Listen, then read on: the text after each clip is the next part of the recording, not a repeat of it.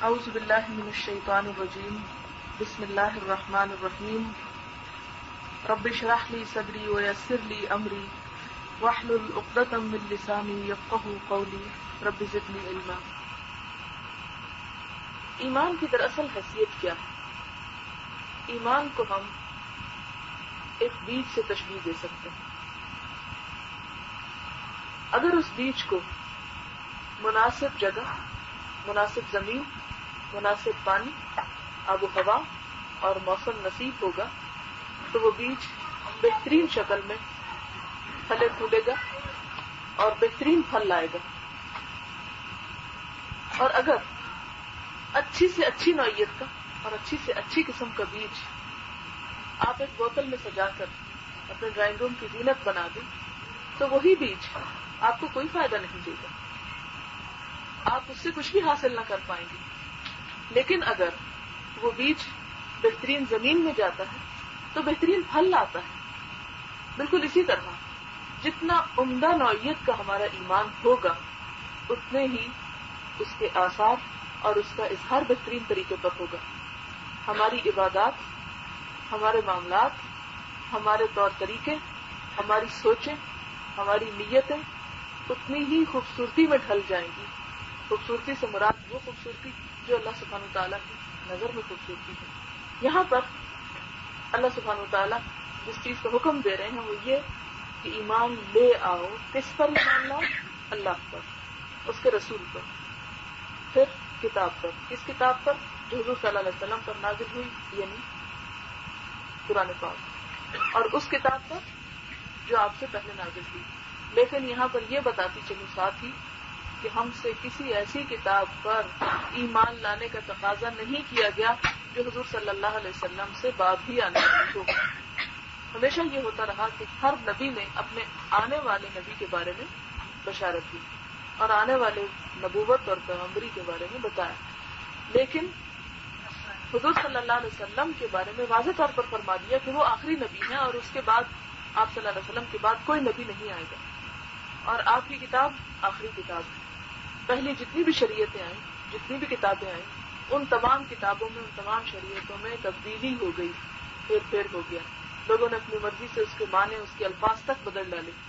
لیکن دین اسلام کے بارے میں اللہ سبحانہ وتعالیٰ نے فرمایا کہ الیوم اکملت لکم دینکم، آج میں نے تمہارے لیے تمہارا دین مکمل کر دیا۔ یہ ایک مکمل کتاب ہے اور پھر مکمل دین ہے۔ کتاب کے بارے میں فرمایا انا نحن نزلنا الذکر وانا لہ لحافظون، کہ یقیناً ہم نے ہی اس ذکر کو، اس کتاب کو نازل کیا ہے اور ہم ہی اس کی حفاظت کرنے والے ہیں۔ تو گویا دین بھی مکمل ہو چکا، کتاب بھی محفوظ ہو چکی، لہذا اس کے بعد کسی اور نبی کی، کسی اور پیغمبر کی، کسی اور کے آنے کی ضرورت باقی نہیں رہتی۔ پھر یہ کہ اس امت کے ذمہ وہ ذمہ داری ڈال دی گئی، تمام امت کے ذمہ، جو اس سے پہلے مختلف انبیاء پر ڈالی جاتی رہی، اور وہ ذمہ داری کیا ہے کہ یہ امت اس پیغام کو، حق کے پیغام کو، حق کی گواہی کو لوگوں کے سامنے رکھے، جس کے بارے میں اللہ سبحانہ وتعالیٰ نے فرمایا کہ وَكَذَلِكَ جَعَلْنَاكُمْ أُمَّةً وَسَطًا، ہم نے تمہیں امت وسط بنایا۔ کس لیے بنایا؟ لِتَكُونُوا شُهَدَاءَ عَلَى النَّاسِ، تاکہ تم لوگوں کے سامنے حق کی گواہی کا پیغام رکھو۔ تو بہرحال ہم اپنے اسی اصل موضوع کی طرف پلٹتے ہیں، ایمان کی جانب، کہ ہم سے کس کس چیز پر ایمان لانے کا مطالبہ کیا جا رہا ہے؟ اللہ پر، رسول پر، کتاب پر، اس کتاب پر جو حضور صلی اللہ علیہ وسلم پر نازل کی گئی اور اس کتاب پر جو آپ سے پہلے نازل کی گئی۔ اور پھر فرمایا کہ اگر تم نہیں مان لاؤ گے تو اس کی دوسری شکل کیا ہے؟ کفر۔ اور جو بھی فرشتوں کا، کتابوں کا، رسولوں کا، آخرت کے دن کا انکار کرتا ہے، انہیں نہیں مانتا، تو وہ دراصل گمراہ ہے، اور اس کی گمراہی دور کی گمراہی ہے۔ اب ایمان کا مطلب کیا ہے؟ ایمان کا مطلب ہے کسی چیز کو مان لینا، تسلیم کر لینا، اس پر یقین کر لینا، اعتماد کرنا۔ جیسے ہمارا اس بات پر یقین ہے کہ آگ جلاتی ہے، لہذا آگ سے ہم اپنے بچوں کو، اپنے فرنیچر کو، اپنے گھر کو، اپنے کپڑوں کو، ہر چیز کو بچاتے ہیں، کیونکہ ہمارا یہ ایمان ہے کہ آگ جلانے والی چیز ہے۔ ہمارا ایمان ہے کہ زہر انسان کو ہلاک کر دیتا ہے، لہذا ہم ہر طور پر اس زہر سے بچنے کی کوشش کرتے ہیں، اس کی چھوٹی سے چھوٹی مقدار بھی ہم نہیں کھاتے۔ اسی طرح ہمیں معلوم ہے کہ جراثیم اور گندگی انسان کو بیمار کرتی ہے، لہذا ہم پوری کوشش کے ساتھ اس گندگی سے بچنے کی کوشش کرتے ہیں جو انسان کو بیمار کر سکتی ہے۔ مثال کے طور پر اگر ہمیں معلوم ہو کہ فلاں شخص کو ایڈز کی بیماری ہے تو ہم اس کا خون کبھی بھی نہ لیں، خواہ ہم مر ہی کیوں نہ رہیں۔ تو یہ کیا ہے؟ یقین کی بات ہے نا کہ فلاں چیز فلاں کا سبب ہے۔ اسی طرح ایمان جو ہے وہ عمل کی بنیاد ہے، عمل کا سبب ہے۔ اگر ایمان کے نتیجے میں عمل نہیں آ رہا تو سوچنے کی بات ہے کہ پھر وہ کہاں خرابی ہے اور کس درجے کی خرابی ہے، اس یقین میں کچھ کمی ہے، کیونکہ جتنا یقین انسان کا پختہ ہوتا ہے اتنا اس کا عمل بدل جاتا ہے، اور جہاں پر عمل نہیں بدلتا وہاں پر ایمان ناقص ہوتا ہے، اور ناقص ایمان انسان کو فائدہ نہیں دے سکتا جیسا کہ ایمان کا فائدہ ہے۔ اب آپ دیکھیں کہ ایمان کے بارے میں ہی حضور صلی اللہ علیہ وسلم نے فرمایا کہ ایمان کی 70 سے کچھ اوپر شاخیں، 70 سے اوپر، اور ان شاخوں کو جاننا ہمارے ایمان کا ہی ایک حصہ ہے۔ ہمارا ایمان اس وقت تک مکمل نہیں ہوتا جب تک ہم ان چیزوں کو جان نہ لیں، اور جاننے کے بعد جیسے کہ ایمان کی تعریف کے دل میں اتر جائے، پہلے ان کی سچائی اور حقیقت کو تسلیم کریں، اس کے بعد وہ ہمارے عمل میں آنا شروع ہو جائے۔ اب دیکھیں کہ مثال کے طور پر آپ ایک گھر بناتے ہیں، پورا گھر تیار کرتے ہیں، اس میں لکڑی کا کام بھی، اس میں بجلی کا، اس میں گیس کا، اس میں ساری فٹنگز کر لیتے ہیں، لیکن بجلی کا کنیکشن نہیں لیتے، کنیکشن نہیں صرف لیتے۔ اب آپ بتائیں کہ کیا آپ کا وہ گھر آپ کے رہنے کے قابل ہے؟ نہیں، اس لیے کہ آپ سمجھتے ہیں کہ روشنی کے بغیر گزارا نہیں، اور روشنی کا حصول بجلی کے بغیر ناممکن ہے۔ اسی طرح ایک اور مثال یہ ہے کہ آپ بہترین زمین تیار کر لیتے ہیں اور بہترین خواب دیکھتے ہیں ایک اچھے سے باغ کا، لیکن اس کے لیے بیج نہیں ڈالتے، تو جب تک بیج نہیں ڈالتے باغ تیار نہیں ہو سکتا، جب تک آپ کنیکشن نہیں لیتے آپ کا گھر روشن نہیں ہو سکتا، آپ کا گھر ادھورا ہے۔ پھر اسی طرح اگر آپ صرف کنیکشن لے لیتے ہیں، چلے مان لیتے ہیں ہاں یہ سب کچھ سچا ہے، لیکن جب تک آگے کی وہ فٹنگز نہیں اور وہ پوری سرکولیشن نہیں ہو رہی وائرنگ کی سارے گھر میں، اس وقت تک بھی آپ کا گھر روشن نہیں ہو سکتا۔ اسی طرح اگر ہم صرف زبان سے یہ کہہ بھی دیتے ہیں کہ ہاں ہم اللہ کو مانتے ہیں، ہم زبان سے کہہ بھی دیتے ہیں کہ ہم حضور صلی اللہ علیہ وسلم کو مانتے ہیں، کتاب کو مانتے ہیں، آخرت کو مانتے ہیں، لیکن جب تک وہ چیزیں آپ کی عملی زندگی میں ظاہر نہیں ہوتی، ان تمام چیزوں کی آپ معرفت حاصل نہیں کرتے، ان تمام چیزوں کے بارے میں آپ علم حاصل نہیں کرتے، اس وقت تک آپ کا ایمان جو ہے وہ مکمل نہیں ہوتا۔ اب دیکھیں کہ جیسے کہ حضور صلی اللہ علیہ وسلم نے فرمایا کہ ایمان کی 70 سے کچھ اوپر شاخیں، اگر میں آپ سے پوچھوں کہ وہ کیا ہے تو شاید چند ایک تو ہم بتا سکیں کہ ہاں اللہ پر ایمان لانا، آخرت پر، کتابوں پر، رسولوں پر، لیکن وہ 70 سے کچھ اوپر وہ کیا ہے؟ سوچنا چاہیے کہ جس ایمان کا ہم دن رات دعویٰ کرتے ہیں اس ایمان کے بارے میں ہم نے جاننے کی کتنی آخر فکر کی، کتنی کوشش کی، اور اگر ہم کوشش نہیں کر رہے تو پھر ہمارا ایمان کیسا ایمان ہے جو ہم سے کچھ بھی نہیں کروا رہا۔ اور میں ان چند شاخوں کے بارے میں آپ سے بات کروں گی کہ ایمان کے کیا کیا دائرے ہیں، کہاں کہاں پر ایمان اثر انداز ہوتا ہے، اور ایمان کن چیزوں سے مل کر مکمل ہوتا ہے۔ اس لیے کہ اگر ایمان مکمل نہیں تو انسان کی نجات کی راہ نہیں۔ دیکھیں کہ سب سے پہلی چیز جس پر ایمان لانا ضروری ہے وہ اللہ سبحانہ وتعالیٰ کی ذات ہے، جس کے بارے میں اللہ سبحانہ وتعالیٰ فرماتے ہیں یا ایھا الذین آمنوا آمنوا باللہ، اے لوگو جو ایمان لائے ہو ایمان لاؤ اللہ پر۔ دوسرا ایمان کس پر؟ حضور صلی اللہ علیہ وسلم پر، یا ایھا الذین آمنوا آمنوا باللہ ورسولہ۔ پھر اس کے بعد کس چیز پر ایمان؟ رسول صلی اللہ علیہ وسلم کے بعد کتاب پر ایمان۔ کتاب پر ایمان کا کیا مطلب ہے؟ کہ جو قرآن پاک ہمارے پاس آیا ہے ہم اس کو صرف سجا کر رکھ دینے والے نہ ہوں، بلکہ اسے کھول کر پڑھیں بھی۔ اور پڑھنے میں کیا کیا ہمارے اوپر حقوق قرآن پاک کے عائد ہوتے ہیں؟ نمبر 1 یہ کہ ہمیں اس کی عربی صحیح طور پر پڑھنی آتی ہے، یہ اس کا حق ہے۔ کیوں؟ اس لیے کہ وہ کتاب ہی ہمیں بتاتی ہے کہ وَرَتِّلِ الْقُرْآنَ تَرْتِیلًا، قرآن پاک کو ترتیل کے ساتھ، بہترین تجوید کے ساتھ، اس کے صحیح ادائیگی کے ساتھ پڑھیں۔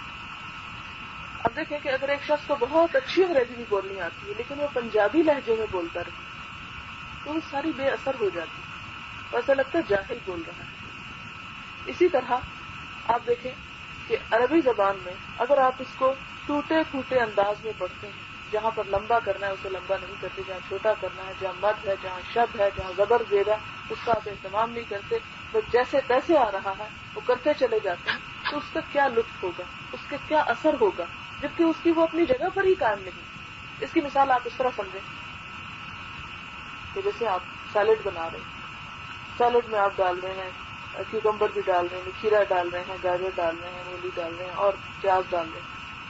اب آپ کچھ چیزیں تو بالکل کچومر نکال کے ان کو ڈال دیتے ہیں اور کچھ چیزیں بڑی بڑی کاٹ کے ڈال دیتے ہیں, بے ڈھنگی بے ڈھب. ذرا بتائیں کہ ایسی چیز کو چاہے اس کا ذائقہ کتنا بھی اچھا ہو, دیکھ کے ہی آپ کہیں گے نہیں میں نہیں کھا سکتا, یہ میں نہیں اسے کھانا چاہتا.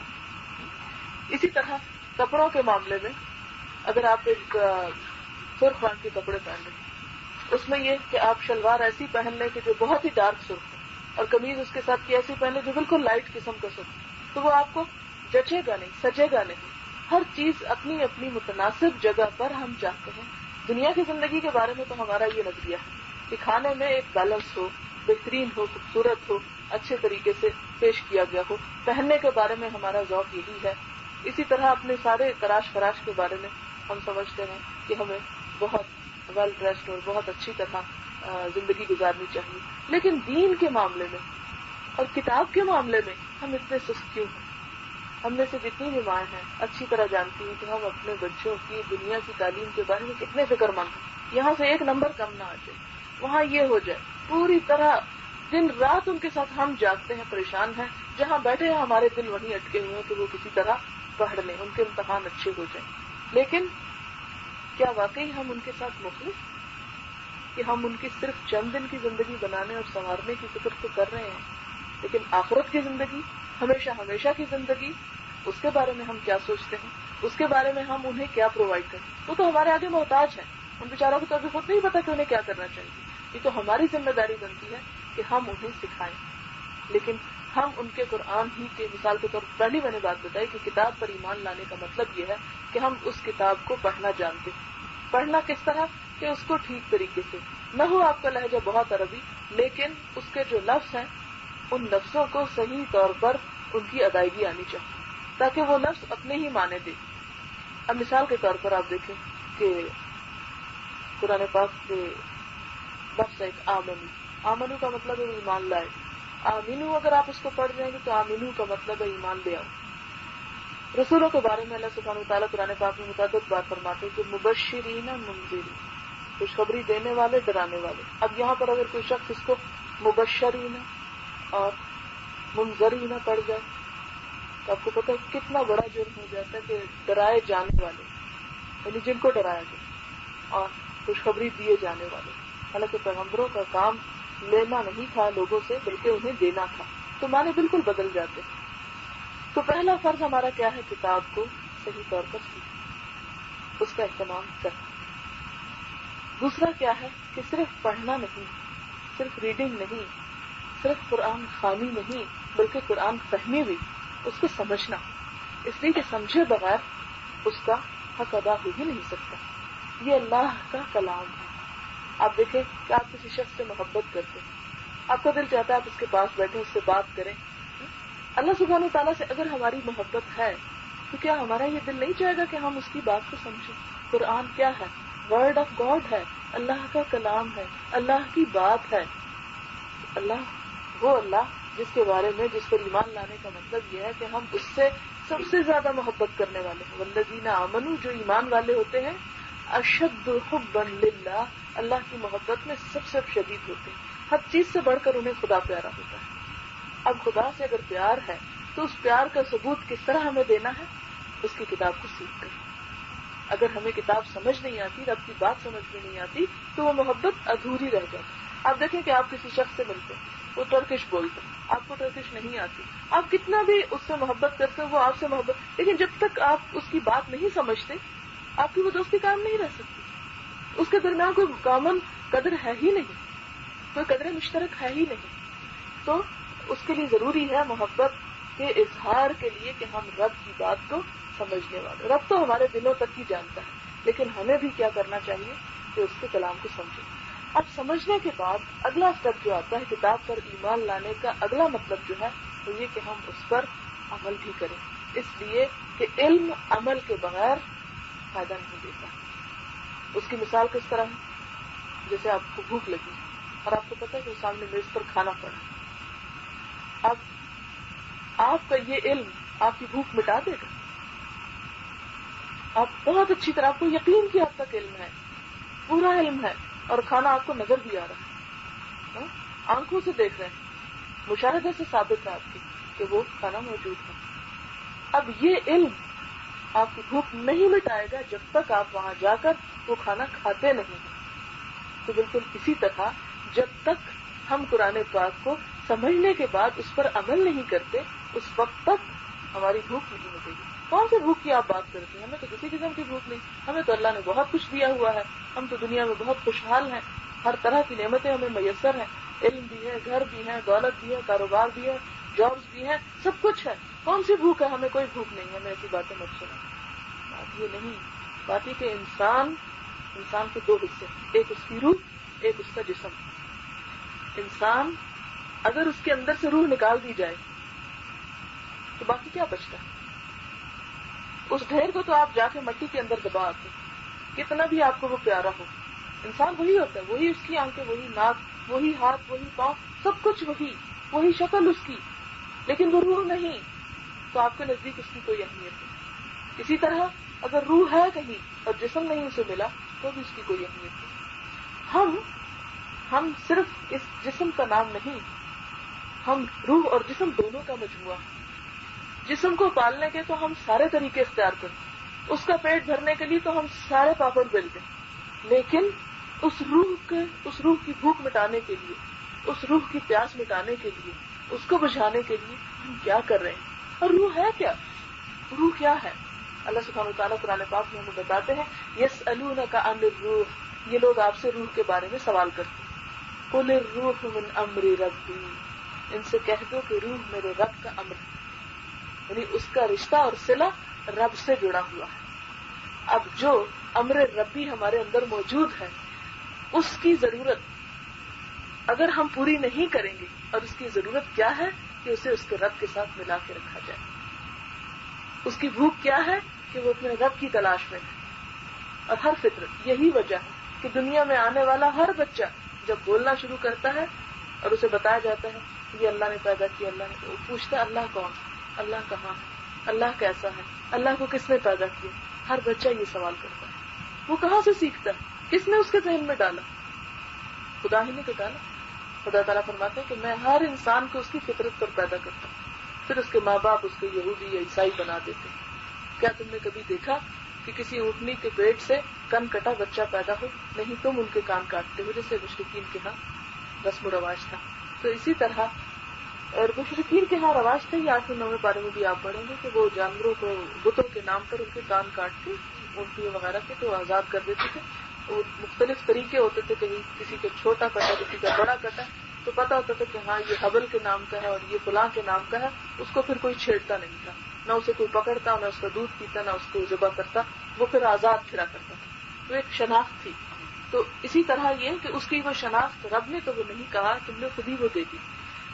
تو بات یہ ہو رہی ہے کہ جب تک ہم روح کو اس کی غذا نہیں دیتے.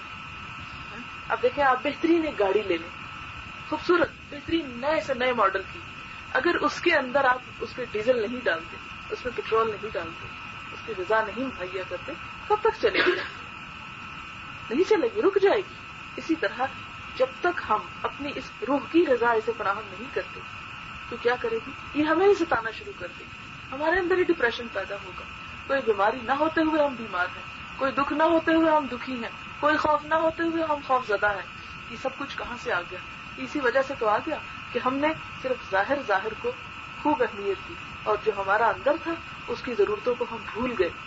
تو اس کے لیے اللہ سبحانہ وتعالیٰ نے امر ربی کے لیے یہ دوسرا امر اتارا، اور وہ دوسرا امر کیا ہے؟ اللہ کی کتاب. لہذا اس امر کو اس امر کے ساتھ جوڑیں گے تو ہماری زندگی یہاں بھی خوشحال ہوگی اور آئندہ بھی خوشحال ہوگی. اور اگر ہم اس کو اس امر سے یعنی حکم خداوندی کتاب سے کاٹیں گے تو پھر ہم ضائع ہو جائیں گے. پھر اس کی حفاظت اور اس کی پائیداری کی ضمانت کسی کے پاس نہیں. اب دیکھیں کہ اللہ سبحانہ وتعالیٰ نے آخری حق اس کتاب کا کیا رکھا، اس پر ایمان لانے کا مطلب کیا ہے؟ اس کتاب پر ایمان لانے کا مطلب یہ ہے کہ ہم اس کتاب کی تعلیم کو صرف اپنے تک محدود نہ رکھیں، بلکہ اس کتاب کو آگے سے آگے اس ایک شمع سے شمع روشن کرتے چلے جائیں۔ کیوں؟ اس لیے کہ اللہ سبحانہ وتعالیٰ نے قرآن پاک ہی میں ہمیں بتایا، والعصر، قسم ہے زمانے کی، ان الانسان لفی خسر، یقیناً بلا شبہ، بغیر کسی شک و شبہ کے، انسان، الانسان، صرف انسان نہیں تھا، الانسان کا ال کا مطلب ہے گھیرنے والا، یعنی تمام انسانوں کو گھیرے میں لیے اس نے، پہلے انسان سے آخری تک، بچے، بوڑھے، مرد، جوان، سب کے سب الانسان میں شامل ہیں۔ اور جو اپنے آپ کو انسان نہ سمجھتا وہ بے شک نکل جائے، لیکن جو اپنے آپ کو انسان کہتا ہے وہ سب اس میں اللہ سبحانہ وتعالیٰ نے شامل کر دی، اور فرمایا کہ وہ سب کیا ہے؟ خسارے میں، نقصان میں، گھاٹے میں، لاس میں۔ اگر دنیا میں ہم کو بتا کہ تمہارا نقصان ہو رہا ہے تو ہم کیا کریں گے؟ کیا طرز عمل ہوگا؟ فوراً سوچیں گے کس طرح اس سے نکلیں، کیا تدبیر اختیار کریں۔ یہاں بھی اللہ سبحانہ وتعالیٰ جب ہمیں بتاتے ہیں کہ تم نقصان میں ہو تو ہم یہ نہیں سوچنا چاہو کہ میرے بارے میں نہیں، ہمیں سب کو چھوڑ کے اپنے بارے میں سوچنا، کیا واقعی میں نقصان میں ہوں؟ تو مجھے اس نقصان سے بچنے کے لیے کیا کرنا ہے؟ اب کون بتائے گا؟ وہی بتائے گا جو ہمیں نقصان میں بتا رہا ہے۔ وہ بتاتا ہے الا الذین آمنوا، سوائے ان لوگوں کے اس نقصان سے بچے ہوئے کون ہیں؟ وہ جو ایمان لے آئے۔ دوسرے نمبر پر وعملوا الصالحات، اس ایمان کا اظہار عملی طور پر انہوں نے کیا، اور صرف یہ نہیں کہ خود عمل کرتے رہے بلکہ اسے وتواصوا بالحق، اس حق کو، اس سچائی کو، اس حقیقت کو جسے انہوں نے خود تسلیم کیا، اسے لوگوں کو بھی بتایا، اس کے پھیلانے کے سبب اور وسیلے اور بندوبست کرتے رہے، اس کے لیے اپنا جان، اپنی مال، اپنی صلاحیتیں، اپنا دماغ، اپنی طاقتیں، اپنی قوتیں، وہ ساری نعمتیں جو رب نے انہیں دی، وہ اس کو آگے پھیلانے میں کہ کوئی بھی امر ربی سے محروم نہ رہ جائے، سب تک یہ روشنی پہنچ جائے، سب دلوں میں خوشحالی آ جائے اور سب دلوں میں سکون پیدا ہو جائے اور سب لوگ آخرت کے نقصان سے بچ سکیں۔ لہذا یہ بات ہم اپنے تک رکھ ہی نہیں سکتے، جیسا کہ اللہ سبحانہ وتعالیٰ نے بنی اسرائیل کی ایک قوم پر عذاب بھیجا۔ ایک حدیث میں آتا ہے فرشتے ہمیشہ ایسے کیا کرتے ہیں کہ جب بھی عذاب آتا ہے کسی قوم پر تو گھوم پھر کے گلیوں بازاروں میں دیکھتے ہیں کہ کیا کوئی ایسا شخص تو نہیں جو نیکوکار ہو یا جس کو یہاں سے بچایا جا سکتا ہو۔ جیسا کہ آپ جانتے ہیں کہ حضرت نوح علیہ السلام کی قوم پر جب عذاب آیا تو حضرت نوح علیہ السلام اور ان کے جو ایمان والے تھے وہ سب بچا لیے گئے اور باقی غرق کر دیے گئے۔ اسی طرح حضرت صالح علیہ السلام کے ساتھ حضرت لوط علیہ السلام، ان کی بیوی بھی پیچھے رہ گئی اور جو ایمان والے تھے وہ راتوں رات وہاں سے نکل آئے۔ تو یہ اللہ سبحانہ وتعالیٰ کا طریقہ کار ہے کہ وہ عذاب سے پہلے اپنے اہل ایمان کو جو واقعی اس کے دین پر ہو انہیں بچا لیتا ہے۔ اب یہ کہ وہ فرشتے جب گھوم پھر رہے تھے تو انہوں نے دیکھا کہ ایک شخص بہت عبادت گزار ہے، بہت نیک ہے، تو واپس جاتے ہیں فوراً اللہ سبحانہ وتعالیٰ کے دربار میں کہ اللہ ہم اس بستی پر عذاب کیسے لائیں؟ اس لیے کہ اس میں تو ایک شخص بہت ہی پرہیزگار، اس نے کبھی کوئی گناہ نہیں کیا، وہ ہمیشہ ہمیشہ عبادت میں مصروف رہتا ہے۔ تو اللہ سبحانہ وتعالیٰ نے فرمایا کہ تم عذاب کو اس کے گھر سے شروع کرو، وہاں سے عذاب شروع کرو، اس لیے کہ وہ صرف خود نیک ہے، صرف خود عبادت کرتا ہے، صرف خود اطاعت کرتا ہے اور دوسروں کو نہیں بتاتا۔ اس نیکی کو، اس خیر کو، اس بھلائی کو صرف اپنے تک اس نے محدود رکھا ہوا ہے۔ اب دیکھیں کہ جب اللہ سبحانہ وتعالیٰ نے ہمیں مکلف قرار دیا، یعنی ہمیں اس بات کا ذمہ دار قرار دیا کہ تمہیں یہ کام بھی کرنا ہے، تو یہ ہے کتاب کا چوتھا حق یہ بنتا ہے کہ ہم اس کتاب کو صرف اپنے تک نہیں، اپنے بچوں تک، اپنے ہمسایوں تک، اپنے رشتہ داروں تک، اپنے ارد گرد ہر طرف اس کو عام کریں۔ اب پاکستانی کی آبادی کو آپ دیکھ لیں کتنے پرسنٹ ہے جو صرف قرآن پڑھنا ہی جانتے ہیں، ناظرہ بہت کم لوگ ہیں۔ اس لیے کہ آپ اپنے آپ کو نہ دیکھیں یا اپنے گھروں میں نہ دیکھیں، ان کچی بستیوں پر نظر دوڑائیں کہ جہاں پر کوئی ایک بندہ بھی پڑا ہوا نہیں اور نہ ہی وہ پڑھنے کا کوئی اہتمام ہے۔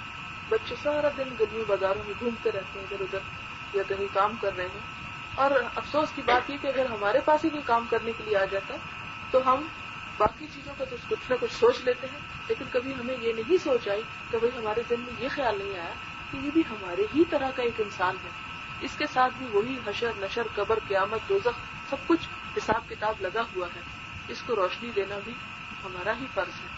اس کی تعلیم کا بندوبست ہم نہیں کرتے. حالانکہ حضور صلی اللہ علیہ وسلم فرمایا کہ طلب العلم فریضۃ علی کل مسلم، کہ علم حاصل کرنا فرض ہے ہر مسلمان پر بغیر کسی تخصیص کے، رنگ، زبان، اسٹیٹس، نسل، گریڈ، کسی بھی تمیز کے بغیر سب کے سب پر فرض ہے. اب ہم ان کو کس طرح سکھائیں؟ کیا کر رہے ہیں؟ کچھ بھی نہیں کر رہے.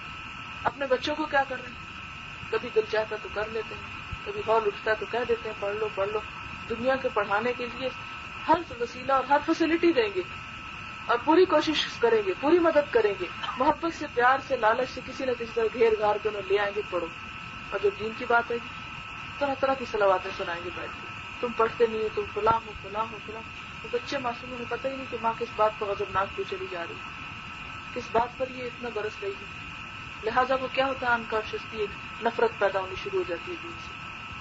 دنیا کا کام کرانا محبت سے اور دین کا کام کرانا جھڑپ سے، نفرت سے. تو بچوں کو پھر اس میں کیا ملے گا؟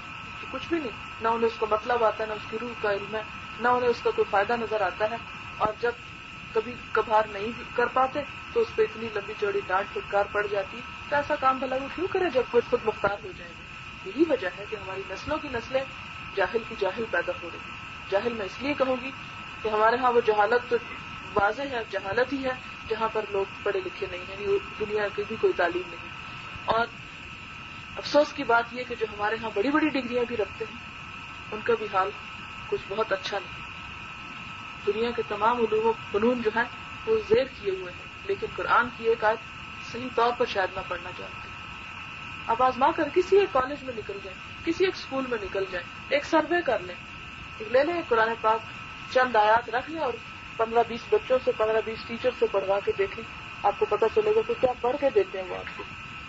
کتاب اللہ کے ساتھ ہمارا یہ مذاق ہے کہ پھر ہمارا ایمان کس درجے کا ایمان ہے. اس کے بعد اگلا ایمان جس چیز کی طرف ہمیں بتایا گیا وہ تقدیر پر ایمان لانا. تقدیر کیا چیز ہے؟ تقدیر کا لفظ قدر سے نکلا، اور قدر کہتے ہیں عربی زبان میں اندازے کو، کہ اللہ سبحانہ وتعالیٰ نے ہر چیز کو اندازے کے ساتھ پیدا کیا، ضرورت کے مطابق پیدا کیا. اب اس ضرورت کے مطابق کس طرح پیدا کیا؟ قرآن پاک میں سورۃ القمر میں ارشاد ہوتا ہے اِنَّا كُلَّ شَيْءٍ خَلَقْنَاهُ بِقَدَرٍ، کہ ہم نے ہر چیز کو اندازے اور تقدیر کے ساتھ پیدا کیا. اب اس اندازے میں اللہ سبحانہ وتعالیٰ کو سب پتا ہے کہ میں اس انسان کو پیدا کرنے کے بعد عقل، فہم، رائے، ارادہ، اختیار دے رہا ہوں، تو یہ اس کا کس طرح استعمال کرے گی. جیسے ایک ہی ماں کی اولاد ہوتی ہے، 2 یا 3 بچے ہیں، پہلے دن سے وہ ماں کے ساتھ چلتے ہوئے ہیں، تو ماں غیب کا علم نہ رکھنے کے باوجود اپنے بچوں کے مزاج کو سمجھتی ہے کہ اس بچے کو میں 100 روپے دوں گی تو اس کا یہ کس طرح استعمال کرے گا، اور یہی پیسے میں دوسرے کو دوں گی تو وہ اس کے ساتھ کیا کرے گا، اور میں تیسرے کو دوں گی تو وہی ایک ہی ماں، ایک ہی پیٹ سے آئے، ایک ہی طریقے پر پلے، ایک ہی محبت اور شفقت دی گئی ہے، لیکن ہر شخص کا طرز عمل مختلف ہے. اللہ سبحانہ وتعالیٰ جو کہ اصل میں پیدا کرنے والا ہے اور انسان کے پیدا ہونے سے پہلے اس کے بارے میں جاننے والا ہے سب کچھ، تو اسے پتا ہے کہ فلاں اور فلاں انسان کو جب میں یہ سب کچھ عطا کروں گا تو اس کے ساتھ کیا کرے گا. یہ اس کا سب اندازہ ہے. تقدیر 2 طرح کی ہوتی ہے، ایک تقدیر وہ ہے جو بدل سکتی ہے اور ایک وہ جو بدل نہیں سکتی. تقدیر انسان کے وہ اختیارات بھی ہیں جو کہ کچھ محدود ہیں اور کچھ غیر محدود ہیں. مثال کے طور پر اس کو بہت آسان طریقے سے یوں سمجھا جا سکتا ہے کہ ایک انسان جیسے کھڑا ہے، آپ اسے کہتے ہیں آپ اپنی دائیں ٹانگ اٹھاؤ، وہ اٹھا لیتے ہیں. آپ کہتے ہیں بائیں بھی اٹھا لو، وہ نہیں اٹھا سکتا، ایک وقت میں ایک ہی اٹھا سکتا. بالکل اسی طرح اللہ سبحانہ وتعالیٰ نے انسان کو کچھ آزادی دے رکھی ہے، وہ اپنی رائے، اپنے اختیار کو استعمال کر سکتا ہے اور کچھ چیزوں میں وہ نہیں کر سکتا. اب مثال کے طور پر آپ یہ نہیں کر سکتے کہ آپ سورج کو مغرب سے لے آئیں، آپ یہ نہیں کر سکتے کہ آپ آگ سے کمرہ ٹھنڈا کرنے کا کام لے سکیں. ان چیزوں میں آپ بندھے ہوئے ہیں، یہ آپ کے اختیار سے باہر. لیکن کچھ چیزیں ایسی ہیں کہ آپ انہیں استعمال میں لا کر اس سے بہت کچھ کر سکتے ہیں. اس کو اللہ تعالیٰ نے عقل دی، سمجھ دی، ارادہ دیا، اسے سب فیسلٹی سے نوازا، انسان کو خلیفہ بنایا، اس کے ساتھ فرشتوں کو اس کے آگے سجدہ کروایا، ان ساری چیزوں کو مسخر کر دیا. وَعَلَّمَ آدَمَ الْأَسْمَاءَ كُلَّهَا، سارے نام سکھا دیے، کائنات کا تعارف کرا دیا. یہ ہے ساری کائنات، یہ میں نے تمہیں سکھا دی ہے کیا کہ میں پیدا کر رہا ہوں. اور یہ ہے فرشتے اور یہ میری دوسری قوتیں، ان کو تمہارے لیے مسخر کر رہا اور اس کے ساتھ تمہیں ارادہ، عقل، فہم، دماغ، ٹیلنٹ سب کچھ دے کے بھیج رہا. اب تم جانو اور تمہاری دنیا جانو، تم اس میں رہنے کے اور یہ اس کو سب استعمال کرنے کے طریقے سے. اس میں انسان کو جتنا اللہ نے اختیار دیا اس سب میں وہ گھوم پھر رہا ہے، وہ اپنے کام کر رہا ہے. لیکن کچھ چیزیں ایسی جیسے اس کی موت اس کے بس میں نہیں، جہاں اس کی لکھی ہے اسے پہنچ کر رہے. اسی طرح اور بھی کچھ چیزیں ایسی ہیں کہ جو انسان کے اختیار سے باہر، وہ جو باہر ہے یہ ہمارے اختیار میں، ان کو ماننا کہ ہاں یہ اللہ کی حکمت پر مبنی فیصلے ہیں، اس پر شاکی نہ ہونا، یہ ہے دراصل تقدیر پر ایمان. کہ مثال کے طور پر اگر اچانک کسی کی ڈیتھ ہو جاتی، کوئی ایسا نقصان ہو جاتا تو اللہ سبحانہ وتعالیٰ اس پر فرماتے ما اصاب من مصیبت فی الارض ولا فی انفسکم الا فی کتاب من قبل ان نبرأها. یہ سورۃ الحدید کی آیت ہے کہ جو مصیبت بھی زمین میں یا خود تمہاری طبیعتوں میں پہنچتی ہے اس سے پہلے سے کہ تم پیدا ہوئے جب سے وہ لکھی ہوئی، وہ چیزیں لکھی ہوئی ہیں، موجود ہیں. تو یہ کیا ہے؟ اللہ کا ایک اندازہ ہے، اللہ کا ایک فیصلہ ہے جس کو ہم نہیں ٹال سکتے، لیکن اس میں ہماری ہدایت اور گمراہی کا کوئی تعلق نہیں. اسی طرح اللہ سبحانہ وتعالیٰ نے جو انسان کو ہدایت دی، یہ نہیں کہا کہ اس کو مجبور کر دیا کہ وہ گمراہی اختیار کرے.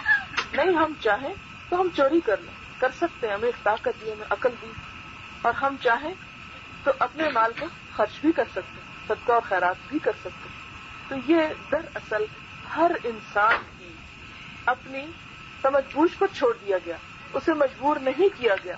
کچھ چیزوں میں وہ مجبور ہے، وہ اپنے اس سے باہر نہیں کر سکتا. اب جو اللہ سبحانہ وتعالیٰ کی طرف سے ایک لکھا ہوا فیصلہ ہے تو اس پر انسان کو راضی رہنا چاہیے. اصل میں ایمان کی حلاوت کا مزہ وہی شخص چکھتا ہے جو اللہ کی تقدیر پر راضی ہونا سیکھ جاتا ہے.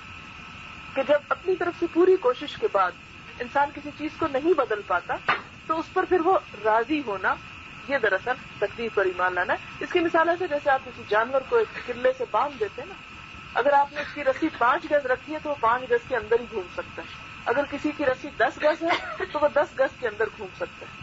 اب انسان کا امتحان کس چیز کا ہے؟ انسان کا امتحان ان چیزوں میں ہرگز نہیں جہاں پر وہ بندھا ہوا ہے. اگر کسی کی رسی صرف 5 گز لمبی ہے تو اس سے یہ نہیں پوچھا جائے گا کہ وہ 10 گز لمبا کام جو تھا، 10 گز کی دوری پر جو کام تھا وہ تم نے کیوں نہ کیا. نہیں، اس میں تو اللہ تعالیٰ آپ نے مجھے مجبور کر دیا تھا، میں بندھا ہوا تھا، میں تو وہ نہیں کر سکتا. ہمارا امتحان ہماری آزادی کے مطابق ہے، جہاں ہم کچھ کر سکیں، جتنا ہم کر سکتے ہیں. مثال کے طور پر ٹھیک ٹھاک ہے، صحت مند ہے، اللہ نے آنکھیں دی، اور اس کے لیے اللہ سبحانہ تعالیٰ نے خود بھی فرمایا کہ انا خلقنا الانسان من نطفۃ امشاج نبتلیہ، ہم نے انسان کو ایک مخلوط نطفے سے پیدا کیا. کیوں پیدا کیا؟ نبتلیہ، تاکہ اسے آزما کر دیکھیں. فجعلناہ سمیعا بصیرا، پھر ہم نے اس کی آزمائش کے لیے اس کو آنکھیں اور کان دیے. یہ جو سننے کی صلاحیت دی نا، سننے کی نعمت دی، آنکھوں کی صلاحیت دی دیکھنے کی، تو اسی کا دراصل امتحان ہے کہ چاہو تو اس سے حرام چیزیں دیکھو، چاہو تو حلال تک اپنے آپ کو محدود رکھو، چاہو تو ان کانوں سے حرام باتیں سنو اور چاہو تو ان سے حلال چیزیں اور اچھی چیزیں سنو. اب یہ ہمارے اختیار میں دے دیا، ہمارے بس میں دے دیا. پھر اسی طرح کچھ چیزیں ایسی ہیں، اور ہر انسان کی انڈیویجول تقدیر اس کے ساتھ اس کی ماں کے پیٹ میں لکھی جاتی. 40 دن کا جب بچہ ہوتا ہے ماں کے پیٹ میں، اس کی اچھا برا، اس کی عمر، اس کا خوش قسمت، اس کا بد قسمت ہونا، یہ سب کچھ لکھ دیا جاتا ہے.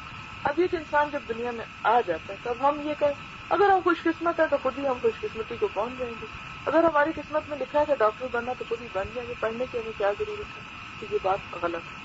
اللہ سبحانہ وتعالیٰ نے اس کے ساتھ انسان کو یہ جو آرگنز دیے ہیں، یہ انسٹرومنٹس جو دے دیے ہیں، ان کے ذریعے امتحان اس کا لیا جا رہا ہے. اور پھر فرمایا انا ہدیناہ السبیل، ہم نے اسے راہ بھی دکھا دی، اما شاکرا و اما کفورا، خواہ وہ شکر گزار بنے خواہ وہ نہ شکرا بنے.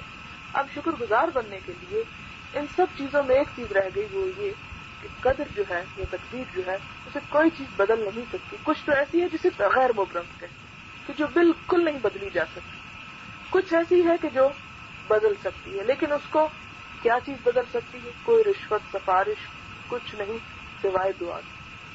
صرف دعا بدل سکتی ہے. اور دعا کس طرح کہ ادھر سے ہم دعائیں کرتے ہیں، ادھر سے آسمان سے تقدیر نازل ہو جاتی، درمیان میں دعا پہنچتی اور وہ دونوں آپس میں جھگڑنے لگتی.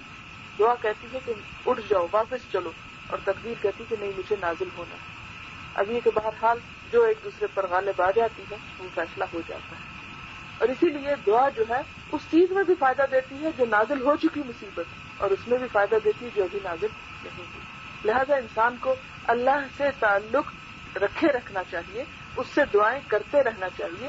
اور دعا جو ہے وہ دراصل عبادت کا نچوڑ ہے، عبادت میں سب سے بہترین حصہ ہے. اور اللہ سبحانہ وتعالیٰ اس سے غضبناک ہوتے ہیں جو اس سے مانگتا ہے. انسانوں کا معاملہ اس سے بالکل برعکس ہے. انسانوں سے آپ مانگتے ہیں تو وہ غضبناک ہوتے ہیں، اللہ تعالیٰ سے نہیں مانگتے تو وہ غضبناک ہوتے ہیں. لہذا دعا سے اس کو بدلا جا سکتا ہے. پھر قدر پر ایمان لانے کے بعد چھٹی چیز جس پر ہمیں ایمان لانے کے لیے کہا گیا وہ قیامت کا دن، آخرت. آخرت پر ایمان کا مطلب کیا ہے؟ کہ جو چیزیں حضور صلی اللہ علیہ وسلم نے ہمیں بتا دی کہ یہ ہمیں مرنے کے بعد پیش آئیں گی، وہ سب چیزیں بالکل برحق ہیں، درست ہیں، سچی ہیں. مثال کے طور پر اللہ کے رسول صلی اللہ علیہ وسلم نے ہمیں بتایا کہ موت کے وقت جان نکالنے کے لیے فرشتے آتے ہیں. ہماری آنکھیں تو نہیں دیکھتی، ہمارے کان تو ان کی کوئی آواز نہیں سنتے جب وہ آپس میں بول رہے ہوتے ہیں، کسی سے بات کر رہے ہوتے ہیں، لیکن اللہ کے رسول صلی اللہ علیہ وسلم نے ہمیں بتا دیا، لہذا ہمیں اس پر ایمان لانا ہے. پھر اس کے بعد ہمیں بتایا جاتا ہے کہ قبر میں انسان کا حساب کتاب ہوتا ہے، منکر نکیر آتے ہیں. ہماری عقل اس بات کو مانے یا نہ مانے، ہماری سمجھ میں یہ چیز آئے یا نہ آئے، لیکن ہمیں اس کو ماننا ہے کیونکہ ہم آخرت پر ایمان رکھتے ہیں. اور آخرت میں جو چیزیں شامل ہیں ان سین، ان کے مطابق انسان اپنے طرز عمل کو درست کرتا جائے. انہی میں ایک چیز عذاب قبر ہے. ہمیں سے بہت سے لوگ کہتے ہیں کہ وہ جو ہڈیاں گل سڑ جاتی ہیں اور مٹی میں انسان مل جاتے ہیں پھر عذاب کہاں. یہی تو ایک شک تھا جو کفار مکہ کے دل میں بھی تھا کہ جب آپ کو معلوم ہے کہ حضور صلی اللہ علیہ وسلم ایک دفعہ اپنے صحابہ کرام کے درمیان میں تشریف رکھتے تھے تو آپ نے دیکھا کہ مشرکین مکہ میں سے ایک شخص آیا، پرانی ہڈیاں کسی قبر سے نکال کر اور لا کے ان کو چورا کر دیا. آپ کہتے ہیں ان کو دوبارہ اٹھایا جائے گا جبکہ یہ بالکل مٹی میں مل گئی. تو سورۃ یاسین میں بھی آتا نا، قل یحییھا الذی انشأھا اول مرہ، یہ بتا دو کہ انہیں وہی اٹھائے گا، وہی زندہ کرے گا جس نے اسے پہلی دفعہ پیدا کیا. پہلی دفعہ یہ کہاں سے آ گئی؟ اس نے پیدا کیا تو یہ بنی. اسی طرح اب عذاب قبر ہے، اس میں چاہے وہ مٹی میں مل جائے، چاہے وہ اس کی ہڈیاں جل جائیں، چاہے وہ ہوا میں بکھر جائے، چاہے وہ کہیں بھی ہو، آخر وہ چاہے ذرہ ذرہ ہو کہ پوری کائنات میں پھیل جائے، کیا وہ کائنات سے کہیں باہر بھی اڑ کے جا سکتا ہے؟ جب وہ ہے اللہ کے پورے کنٹرول میں تو اللہ تعالیٰ کو اس بات سے کوئی فرق نہیں پڑتا کہ ایک انسان مچھلی کے پیٹ میں ہے یا ایک انسان زمین کے پیٹ میں. ایک انسان ہوا میں اس لیے کہ ہوائیں بھی اس کی، زمین بھی اس کی، پانی بھی اس کا، مچھلیاں بھی اس کی، ہر چیز اس کی. مادہ جو ہے یہ تو ہم بھی یعنی سائنسدان بھی کہتے ہیں نا کہ مادہ فنا نہیں ہوتا. اب یہ ہے کہ وہ جو فنا نہیں ہوتا وہ اپنی شکلیں بدلتا رہتا ہے لیکن رہتا اسی زمین کے اندر، اسی دنیا کے اندر ہی رہتا ہے.